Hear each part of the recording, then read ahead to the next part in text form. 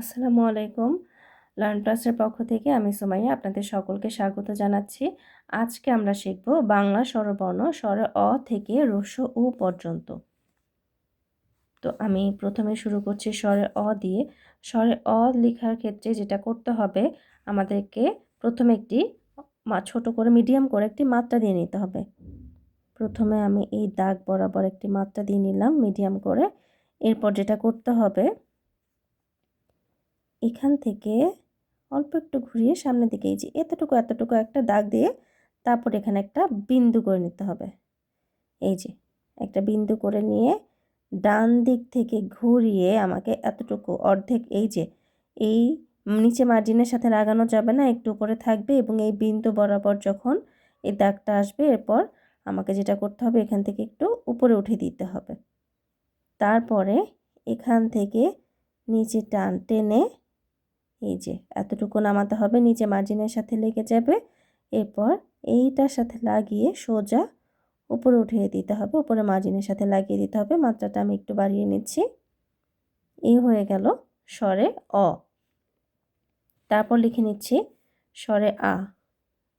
স্বরে আ লেখার জন্য আমাদেরকে প্রথমে একটি মিডিয়াম করে মাত্রা দিয়ে নিতে হবে। এরপর আমি এই যে এখান থেকে ঘুরিয়ে এনে প্রথমে একটি ছোট বিন্দু করে নিচ্ছি। এই বিন্দু করে নেওয়ার পরে আমি ডান দিকে ঘুরিয়ে এই যে নিচের দাগের সাথে লাগানো যাবে না, খেয়াল রাখতে হবে। এই বিন্দু সোজাসুজি যখন আমার এই গোল দাগটা চলে আসবে তখন আমাকে এটা উপরের দিকে উঠিয়ে নিতে হবে। তারপরে এখান থেকে একটু ঘুরিয়ে নিচের মার্জিনের সাথে লাগাতে হবে এবং সোজা উপরে ওঠাতে হবে।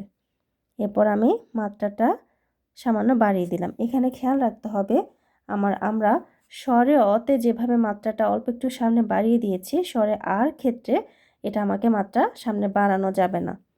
এক্ষেত্রে যেটা করতে হবে, আমরা জানি যে আকারের আগে এখানে মাত্রা হবে না।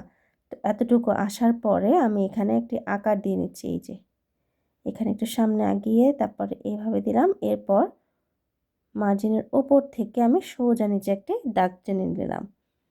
পর এখানে একটা টান দিয়ে দিলাম।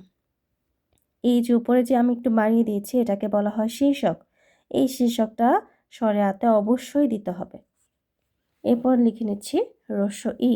হ্রস্ব ই লেখার ক্ষেত্রে যেটা করতে হবে, আমাকে প্রথমে মিডিয়াম করে একটি মাত্রা দিয়ে নিলাম। তারপর এখান থেকে আমি অল্প একটু বাড়িয়ে তারপর আমি একটি বিন্দু দিয়ে নিচ্ছি। এরপর ঘুরিয়ে আমি এতটুকু নিয়ে আসছি, ঠিক স্বরে অর মতো ডান দিকে ঘুরিয়ে আমি নিয়ে আসবো।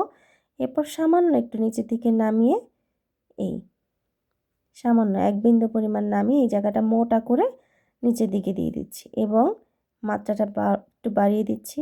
এরপর এই যে এখানে যে গোল করে ঘুরিয়েছি এখান থেকে আমাকে একটি সুর দিয়ে দিতে হবে। এখানে প্রথমে মনে রাখতে হবে একটা ঢেউ, তারপর আরেকটা ঢেউ, টোটাল দুইটা ঢেউ হবে।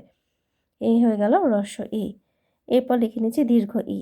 দীর্ঘ ই কীভাবে লিখতে হবে, প্রথমে একটি মাত্রা দিয়ে নিচ্ছি। এরপর হ্রস্ব ইর মতোই আমি এখানে একটি বিন্দু করে এখানে গোল করে ঘুরিয়ে আমাদেরকে যেটা করতে হবে দীর্ঘ ইর ক্ষেত্রে, হ্রস্ব ইতে যেমন আমি এটা একটু বড় গোল করে নিচের দিকে নামিয়েছি, এটা আমাকে কি করতে হবে, একটু গোল করে এখানে বিন্দুর দিকে নিয়ে যেতে হবে। উপরে যে বিন্দুটা আছে এই বিন্দুর দিকে নিয়ে যেতে হবে। এরপরে এখান থেকে একটা সোজা উপরের দিকে এটা একটু বাঁকা করে আর কি, সোজা না বাঁকা করে একটু উপরের দিকে উপরে মার্জিনের দিকে নিয়ে যেতে হবে। খেয়াল রাখতে হবে মার্জিনের সাথে যেন এটা লেগে না যায়। এরপর যেটা করতে হবে একটু বাঁকা করে এই নিচে দেখে নামিয়ে দিতে হবে। এরপর আমি এখানে মাত্রাটা বাড়িয়ে দিচ্ছি। এরপর এই যে এখানে যে মাঝখানের অংশটা এখান থেকে আমাকে সুরটা দিয়ে নিতে হবে। এখানে এই হয়ে গেল আমাদের দীর্ঘ ই। এরপর আমি লিখে নিচ্ছি হ্রস্ব উ। হ্রস্ব উ আমাদেরকে কীভাবে লিখতে হবে, প্রথমে একটি আমি মাত্রা দিয়ে নিচ্ছি মিডিয়াম করে, মাত্রা দিয়ে একটি সোজা দাগ দিয়ে নিচ্ছি ঘরের অর্ধেক পর্যন্ত দিয়ে তারপর আমি হালকা একটু ঢেউ করে উপরের দিকে উঠিয়ে দিচ্ছি। এরপরে যেটা করব, আমি সামান্য ডান দিকে ঘুরিয়ে আমি এই উপরে উঠিয়ে দিচ্ছি, মাত্রাটা বাড়িয়ে দিচ্ছি। খেয়াল রাখতে হবে এখানে কোনা করা যাবে না, এই জায়গাটা একটু গোল করে ঘুরিয়ে এনে উপরের দিকে উঠিয়ে দিতে হবে।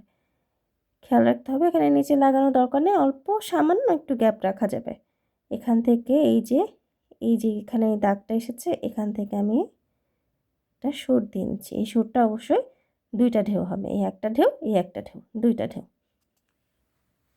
তো আজকে এই পর্যন্তই। সকলে ভালো থাকবেন। আসসালামু আলাইকুম।